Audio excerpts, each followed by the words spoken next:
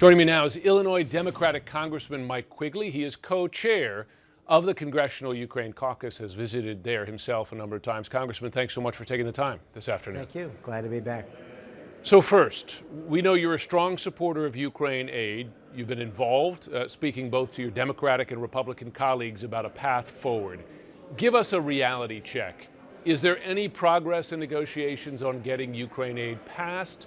Or is it possible this just doesn't happen?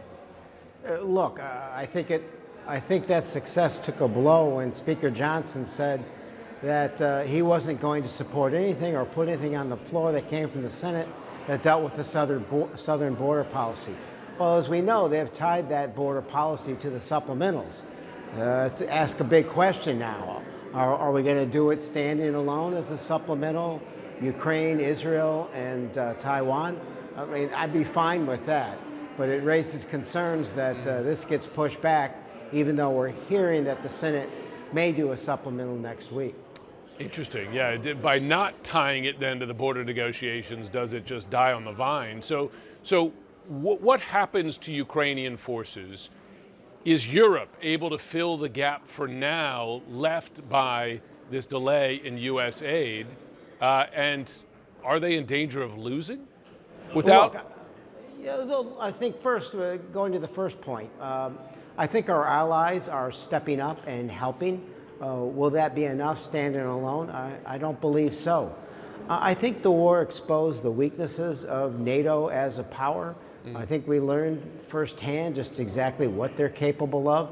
I think they've been very helpful, but if there's a positive to this, it united NATO. It woke NATO up that they actually have to spend on defense. NATO grew in size. What would happen to Ukraine? Well, if we don't pass the supplemental, the first thing that happens is we don't restock what we have used. In all the briefings I've had, that's the first thing the Pentagon's telling us. There's billions of dollars of munitions that have to be restocked to keep us safe while we're in the middle of two international crises and, of course, a tinderbox elsewhere that we have to be mindful of. So that's number one. Number two, Ukraine will fight on. Russia can never win this war, but they can turn the tide and regain that territory they got at the beginning, and, of course, they can wreak havoc. I think air defense is number one, and without proper air defense, Kyiv is at the mercy of Putin.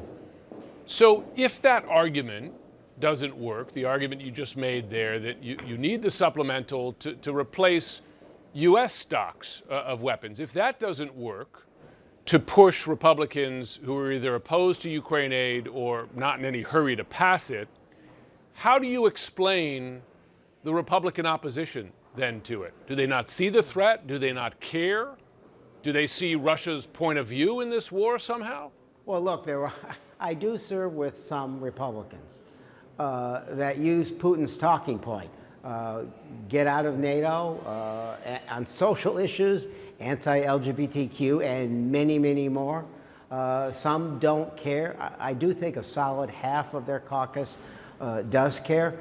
But the number one reason a Republican would not come out in favor of a supplemental support Ukraine is they don't want to offend candidate Trump and his supporters. He's already made it clear what he would do. The war would be over his first day, which means Putin gets to keep the borders he has, if not more. Is the U.S. making any plans now to unfreeze Russian assets to finance weapons for Ukraine and eventually its reconstruction? In other words, another source of funding for that aid?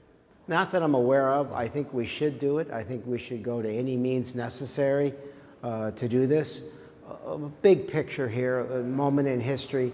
FDR spoke of the U.S. as the arsenal of democracy. His argument echoes today for the exact same reasons. We can't let a sovereign democratic country be wiped off the face of the earth. Something I hear, and I know you hear consistently in Europe, particularly eastern-facing European countries closer to the Russian threat.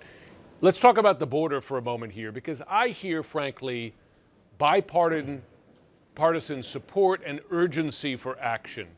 Is there any path to agreement there, given that even Senate Republicans say that House Republicans are going too far. I just wonder how all those groups come together on something.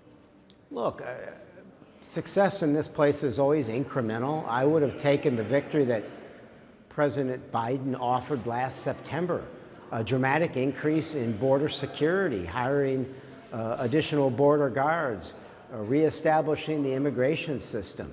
And he was open to, and still receptive to altering asylum policy issues. So the door is open to have victories. It seems clear that many of them just want to continue to push against that, hope for chaos, and hope that it helps them politically.